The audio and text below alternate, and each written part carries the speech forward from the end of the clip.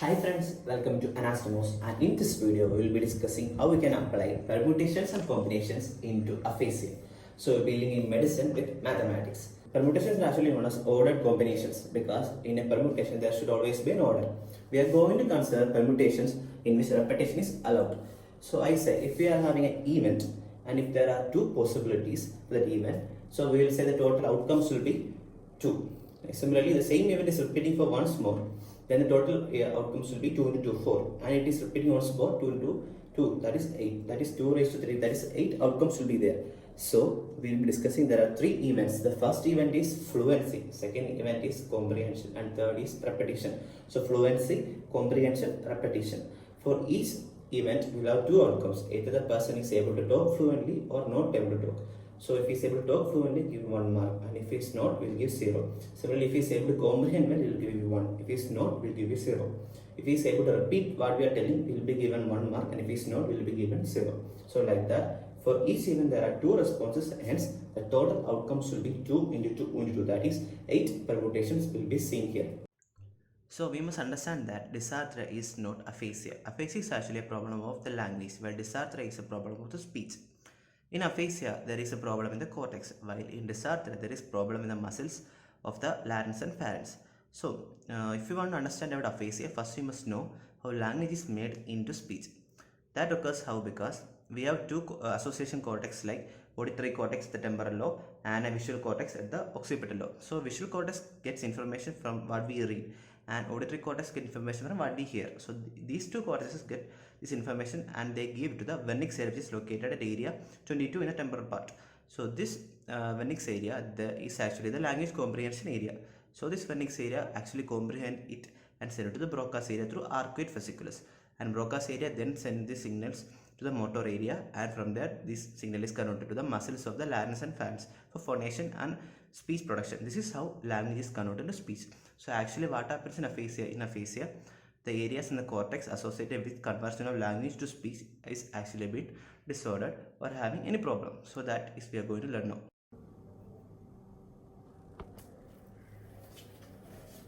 So now we are going to find out the algorithm of finding or diagnosing aphasia. So first we have 3 parameters. First is fluency, then comprehension and repetition. Fluency is actually the speech output or the word output of a patient.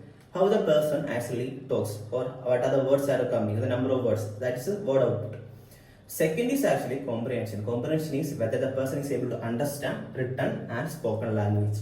And third is repetition, whether the person can repeat what we are telling him. So these are the 3 parameters. First one is fluency, then comprehension and repetition.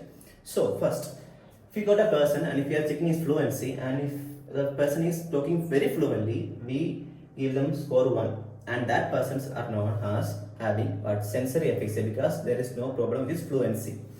On the other hand, if the fluency is gone, we give them 0 score for the first parameter of fluency, and those persons are known as motor aphasic patients.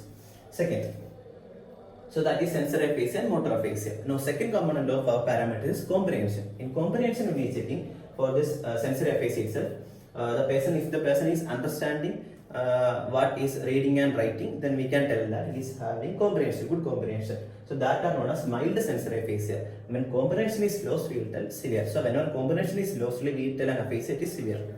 Similarly, in motor aphasia also, when comprehension percent is mild and when comprehension quantity is severe. Okay, so that is what it is. Third is when repetition is present. If repetition percent 1, gone 0, percent 1 absent. Present absent. So that is what it is all about. This is a basic idea. In this way, we will get 8 aphasia. So the first aphasia are fluent, comprehension, and repetition present. 1 more. That is first aphasia, or known as anomic or nominal aphasia. Second aphasia is fluency 1, comprehension but no repetition. That is known as condition aphasia, which means that he is not able to conduct. In nominal aphasia, from the name itself, for anomic aphasia, this person is not able to tell the name of the objects. That is the main problem. The lesion is actually found to be in angular gyrus. So that is the main problem in anomic aphasia. But in condition aphasia, is both fluency and comprehension is okay. But only thing is what is repetition is you can't able to repeat. The main lesion is there is in the arcuate fasciculus. That is a connection between the Wernicke's area and the Broca's area. The fibers are gone, so he can't repeat what we are telling him. That is the main problem in condition aphasia. So whenever you think of 111, both fluency, comprehension, repetition intact, think of 111. All 1 means first letter in English alphabet. That is also the beginning now. So 1. So that is anomic aphasia. Second thing is what? If he's not able to repeat what, so he's not able to conduct what we are telling him. So it's not conduction aphasia. Second type of sensory aphasia is called severe sensory aphasia, where fluency is present but what is absent? Comprehension is absent. So there are two types of this severe sensory aphasia. The first one is where repetition is intact. That is known as transcortical sensory. Another thing is that when repetition is also good. So in that person we call it as pure sensory aphasia or Wernicke's aphasia or jargon's aphasia, because what is in pure sensory aphasia? Only fluency is present. He is not able to comprehend nor he is able to repeat. That is actually Wernicke's aphasia. Transcortical is he can at least repeat. Even though his comprehension is good, he can repeat and he can talk fluently. That is tracks. Tracks or transcortical sensory. Wernicke's is 100, tracks is 101. This much you should think. Next is motor aphasia. Coming to motor aphasia, what are things will have? Motor aphasia main, the first thing in motor aphasia is fluency is gone. When fluency gone, motor aphasia we say, because it's not able to have good word output. So in motor aphasia, we have mild and severe. If it is mild means combination is present. Severe means combination gone. When mild combination is present, we think of repetition. If repetition is also present, we name it as 0, 1, 1. That is transcortical motor. And if comprehension present but repetition absent, we name it as 0, 1, 0. 0, 1, 0. That is Broca's aphasia. So now the severe forms of this motor aphasia is where comprehension also gone. So fluency gone, comprehension gone. So only thing that they can do is either they can repeat the word or not repeat. If they can repeat, we will say it is known as isolation aphasia, because he can just repeat only. He cannot talk, he cannot understand written or other languages, written and spoken language, but he can only repeat whatever he say. Like a parrot, what we tell they repeat. So here it is 0, 1, 1. That is isolation aphasia. You can think 0, 1, 1. I like ending is 1 is shaped like an I. So isolation aphasia is 0, 1, 1. This last one is what? No fluency, no comprehension, and no repetition. Everything is 0. That is the big 0. That is global aphasia, which means all the three main parameters of a speech or language has gone. So that is shape of a globe. That is global aphasia. This isolation aphasia is shape of 1, 0, 0, 1. Then anomic, all are 1. So A, anomic aphasia. Conduction aphasia is 1, 1, 0. He can conduct, he can repeat only. Other two are okay. Now tracks and Wernicke's aphasia. Tracks is actually 1, 0, 1. I told you. Think of the shape of a track pan. I will be showing. So that a person wearing a track pan, we can see a small navel there. So we can just draw a line on this abdomen. So these two line and a single navel. It looks like 1, 0, 1. Just think of like that. So 1, 0, 1. So now whenever you think hear of number 1, 0, 1, think of that image. A person going for a jogging with a track span, you can see his navel and his hips. So that is 1, 0, 1. That is tracks, transcortical sensory, wearing a track span.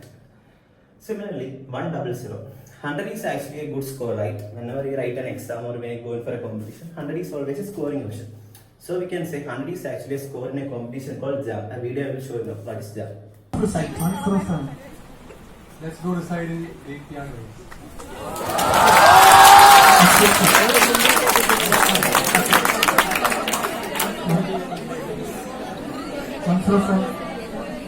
Replying was a mode of always take my phone because it's really healthy and it reduces the power usage. Answer of phone. It's true, father. Repeats in never went school.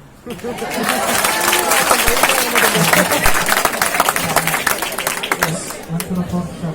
Replying what is the favorite? Answer of 3. Freak shall change the track. Sir.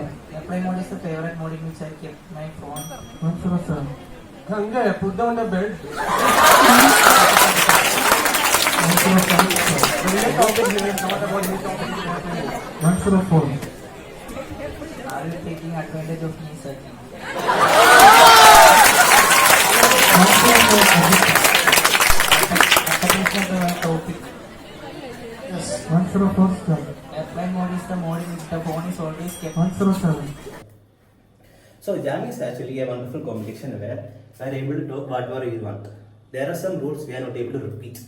Okay, and whatever we talk doesn't mean have any sense. So in JAM, only thing that is present is we can talk fluently. So fluency is present in JAM or in Wernicke's aphasia, jargon's aphasia. So fluency is present, but no need to understand what we are talking. And we cannot repeat also. So in JAM, Only fluency present, but this comprehension and repetition is gone. Jam gestational competition is like that only. So just whenever now you heard about Wernicke's aphasia or Jargon's aphasia, think of the jam competition, gestational competition, where the person is simply talking and he does not having any comprehension. He also not able to repeat. Also, some interesting things are in a jam competition. The participants try to find out new words like neologisms. So these all are seen in this competition only. So new word finding, etc. So that is all about this pure sensory aphasia or this one, Wernicke's aphasia. Okay. Now we have to know the lesion in tracks is actually a watershed territory in fact. In transcortical sensory, it is a watershed territory in fact in the brain, but in Wernicke's aphasia, it is mainly that middle cerebral arteries, cortex, superior division, inferior division. In the inferior division, there is an infarct. So infarct in the inferior division actually causes this what Wernicke's aphasia.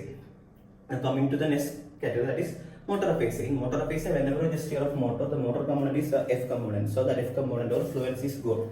So fluency on aphasia, just mild and severe. The mild aphasias are two. One is transcortical motor and another is Broca's. Transcortical motor, similarly like transcortical sensory where repetition was present, here also repetition is present. But it is a motor aphasia. So it is actually tram. The number is 0, 1, 1. So think of a tram. Trams are the trains are running Kolkata and all. So there are trains running two parallel roads, right? So just you can think of two lines 0, 1, 1. That is tram 0, 1, 1. So whenever you think of 0, 1, 1, think of a tram. Train running on two parallel lines, trams. Transcortical motor. Here it is only it is a motor aphasia. So fluency got but repetition and condition are present. Another thing is Broca's aphasia 0, 1, 0. Here the main problem is what? It is a pure motor aphasia, which means fluency gone. Only comprehension present and repetition gone. So he know how to read and understand the language, but he is not able to produce word out. That is Broca's aphasia. So even if you forget everything about Broca's aphasia, think of the synonym bro. So when you think about B, think of two objects, either binocular or a bra. So binocular will have two circles and one line in the between, or even shape of a bra you can just show two circles and one line you can draw. I will show you now. So just that idea you can remember. So whenever you think of 0, 1, 0, think of bra or binocular or something like B. So we can say Broca's aphasia. Broca's aphasia is actually the it's a mild form of aphasia. If the patient not able to speak and not able to repeat, but only understand whatever other speaker is understands. The other aphasia, isolation aphasia, this global aphasia. Isolation means isolate, is alone. So 0, 0, 1. He can only repeat whatever we say. He cannot think or he cannot talk or comprehend. That is isolation aphasia, like a parrot, like a colleague, pure type. Then global aphasia, everything is gone. So just know two areas are there. So if Wernicke's area is gone, we say Wernicke's aphasia mainly. That is area 22 is gone. In area 44 or 45, that is Broca's area gone. It is known as pure motor aphasia or area 45. This is all about aphasia. So even if you forget everything about aphasia, just think of F, C and R. If somebody asks you what is an aphasia for a patient, you can repeat the words, you can have good comprehension but cannot talk fluently. So you can have repetition 1. So fluency gone 0, comprehension 1, repetition 1, 0, 1, 1. That is at parallel roads for tram to go. So tram, transcortical motor. So another, if a person is able to only comprehend, cannot repeat or cannot talk fluently. So 0, 1, 0. That I don't know, two circle and a line, shape of a bra or shape of a binocular. So Broca's aphasia. Similarly, you can think of every aphasia. This small technique. Thank you.